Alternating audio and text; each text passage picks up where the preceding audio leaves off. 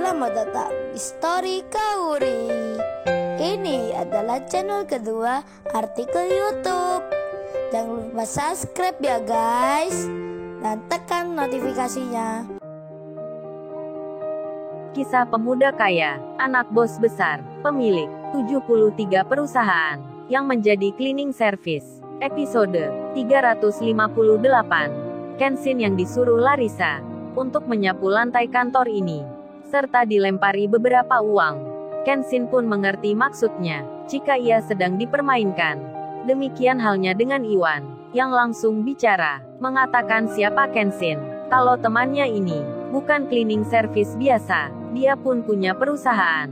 Mendapati hal yang seperti itu, semua pegawai di situ pun malah jadi tertawa, termasuk Larissa, yang tak percaya sekali akan bicaranya Iwan. Bahkan menyuruh security untuk mengusirnya. Di tengah yang demikian, sebelum Kenshin disuruh keluar, tiba-tiba datang seseorang, pimpinan tertinggi di sini, yakni Tuan Sasaki, pemilik perusahaan ini. Beliau bersama tangan kanannya, serta beberapa orang lainnya, yang turut berjalan bersamanya. Tuan Sasaki itu masuk ke ruangan, yang ada Kenshin dan Iwan, di tempat para pegawai yang kerja.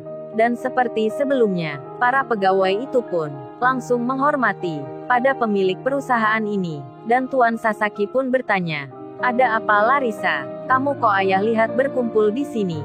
Larissa pun menjawabnya, "Oh ini ya lagi nonton hiburan. Menonton dua laki-laki ini, yang pandai menghayal, pandai bercanda pula. Lihat saja ini para pegawai di sini." Jadi tertawa semua, mendapat hiburan darinya. Dan Tuan Sasaki itu melihat Kenshin, melihat Iwan pula. Beliau pun lalu bilang, "Emang kenapa mereka ini ke sini? Perlunya untuk hal apa? Terus kamu ini kok mau menemui orang-orang yang penampilannya kayak gini? Suruh orang lain saja kan bisa. Misal security atau karyawan kita. Buang-buang waktu saja kamu bicara sama orang seperti ini. Beda kalau sama rekan bisnismu. Itu baru nggak mengapa." Larissa pun menjawabnya, "Kan sudah Larissa bilang ya, mau cari hiburan, dengan mempermainkan warga desa ini." Yang shock sekali bicaranya, masa kerja cleaning service, mau bayar hutang semua orang desa itu. Katanya pula, tanah itu pun mau dibebaskan. Tuan Sasaki yang mendengarnya, beliau itu langsung bicara, modelnya saja kayak begini. Dengan cara apa mengambil tanah kembali? Dan Tuan Sasaki itu pun malah bicara terus terang. Beliau itu berkata, "Kalian berdua ini, emang punya uang berapa? Kamu punya posisi atau jabatan di mana?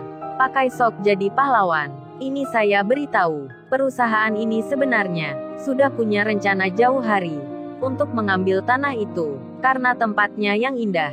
Kamu salahkan saja Pak Lurahmu, yang menipu warga desanya. Dan ingat, tak lama lagi, kampung di sekitar desa itu pun semua akan kami kuasai. Tinggal menunggu waktu saja." Ini banyak investor yang meliriknya. "Kita ini perusahaan besar, bukan perusahaan yang remeh. Kamu lihat di sampingku ini, orang-orang yang berdiri di sini.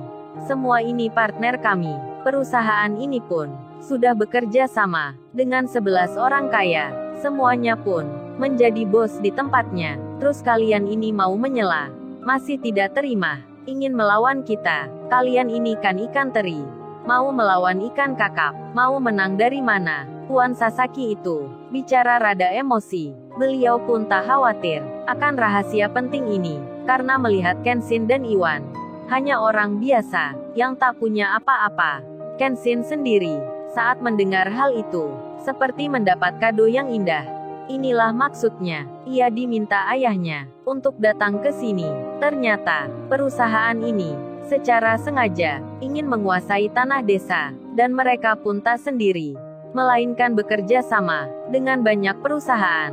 Kenshin pun jadi memahami, saat ayahnya kemarin bilang, akan menyuruh bawahannya semua, pimpinan-pimpinan perusahaan, untuk datang ke desanya Iwan. Ternyata untuk mengantisipasi akan hal seperti ini. Kenshin pun tersenyum. Ayahnya benar-benar berpengalaman sekali. Lalu kemudian, Larissa itu bicara, "Oh ya kalian, kan lu yang bernama Iwan. Katanya temanmu itu punya perusahaan. Lantas apa nama perusahaannya?" Coba katakan pada kami. Iwan pun hendak menjawabnya, namun Larisa menyela. Ia menjawab sendiri. Larisa pun berkata, paling-paling itu, namanya PT Berhayal ya. Hahaha. Larisa tertawa, mengejek Kenshin dan Iwan. Kemudian ia melanjutkan, kalian ini, kalau bilang punya perusahaan, harus ada buktinya. Gak asal omong saja, alias omong kosong. Lu lihat ini, pegawai-pegawai di sini, bawahan gua semua, mereka itu seorang atasan, di bidangnya masing-masing. Ada kepala bagian keuangan, bagian pemasaran, bagian produksi, semua pimpinannya kerja di sini, dan jadi bawahan gua. Maka dari itu, kalian ini beruntung sekali, bisa bicara denganku ini. Nah kalau kalian sudah mengerti, kalian sekarang cepat keluar, tinggalkan tempat ini. Gua muak sama orang yang suka berhayal. Waduh keras sekali. Bicaranya Larisa itu. Kenshin dan Iwan diusir. Secara langsung begitu. Kenshin pun tersenyum saja. Lalu ia bilang ke Iwan. Wan sudah Wan, ayo kita balik saja. Urusan di sini sudah selesai. Apa yang kita cari sudah kita dapatkan. Iwan pun belum mengerti maksudnya. Namun ia menjawabnya. Oke bro, kita keluar sekarang. Dan mereka pun berjalan, meninggalkan kantor tersebut. Di lain tempat, Bang Hotman sendiri, kini sudah mendapat jawaban dari relasi yang dikenalnya. Bang Hotman itu pun, lalu memberitahukan pada koleganya, yang sesama pengacara, untuk segera bersiap bekerja, menyiapkan dokumen-dokumen, segala apa yang dibutuhkan. Dan Bang Hotman pun menelpon bos besar. Bos besar mengangkat teleponnya, beliau pun menjawabnya, ada apa Hotman kamu telepon ini?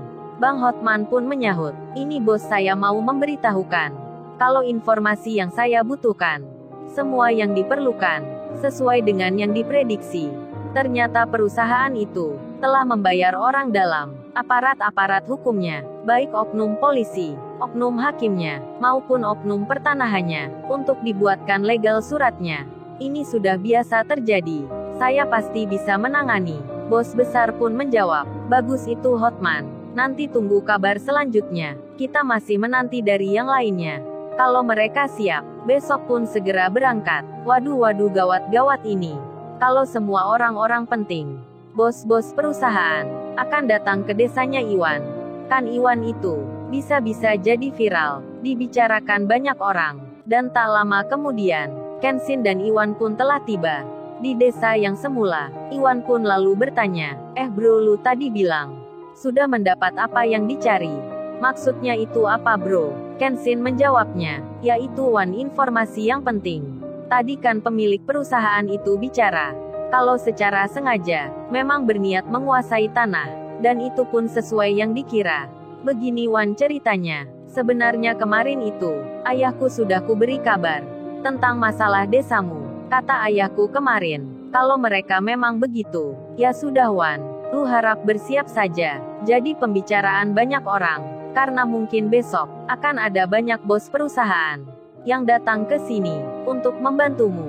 Mendengar hal itu, Iwan pun jadi terdiam, serasa kaget jantungnya. Lalu ia pun bertanya, apa bro, lu bilang apa itu? Beneran nih bro, pegawai ayahmu akan ke sini. Banyak pimpinan perusahaan akan datang ke desa ini. Yang benar saja bro, gua akan malu sekali. Masa cleaning service, kedatangan tamu-tamu yang penting. Jangan-jangan bro, gua gak enak sekali.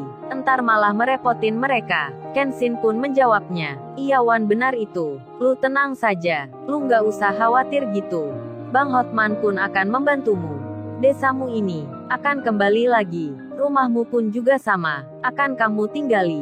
Iwan pun senang rasanya, mendapat berita dari temannya, dan Larisa sendiri, yang bersama ayahnya, yang masih di perusahaan itu. Kini mereka pun, lagi ada rapat bersama. Tuan Sasaki punya rencana, akan mengajak rekan bisnisnya, yang terdiri dari berbagai kalangan. Orang-orang yang kaya, pemilik perusahaan, untuk diajak melihat, lahan yang akan dibangun di tempat desa itu. Aduh tak bisa dibayangkan. Kalau nanti rombongan bos besar akan jadi ke desanya Iwan. Kemudian mereka bertemu dengan rombongan Tuan Sasaki, serta juga Larisa. Pasti akan besar urusannya. Lalu, bagaimana kisah selanjutnya? Subscribe channel ini untuk episode berikutnya. Terima kasih. Jangan lupa ya guys, untuk kelanjutan ceritanya ada di channel Story Kauri. Jangan lupa subscribe ya guys, dan tekan notifikasinya